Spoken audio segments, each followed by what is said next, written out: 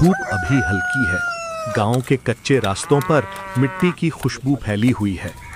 एक छोटे से घर के बाहर कुएं से पानी भरती चंबेली नजर आती है।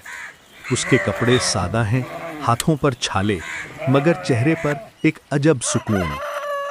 दूर से मुर्गियां कुकड़ों कू करती हैं और कहीं से गाय की घंटियों की आवाज आती है।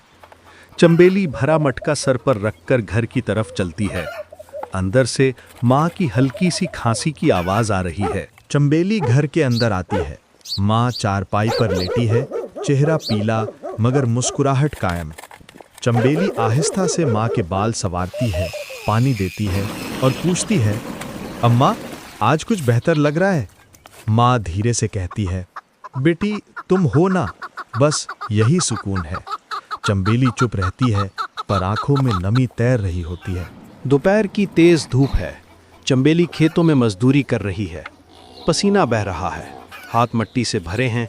बाकी औरतें हंस रही हैं, बातें कर रही हैं, मगर चंबेली के चेहरे पर संजीदगी है।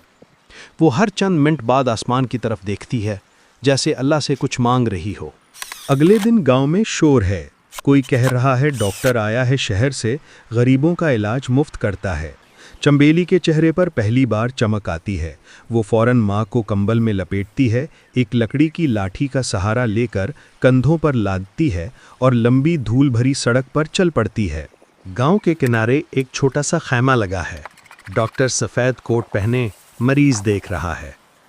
चंबेली थकी हुई मगर उम्मीद से भरी हुई माँ को सामने लाती है। डॉक्टर कहता है, चंबेली तुम्हारी माँ को दवा मिल जाएगी। वक्त पर दवा और आराम मिले तो ठीक हो जाएंगी। चंबेली के चेहरे पर आंसुओं और मुस्कुराहट इकट्ठे हैं।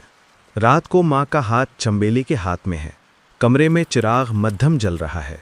माँ धीरे से बोलती है, बेटी तू अब किसी की दुआओं की मोहताज नहीं, खुद किसी की दुआ बन जाना।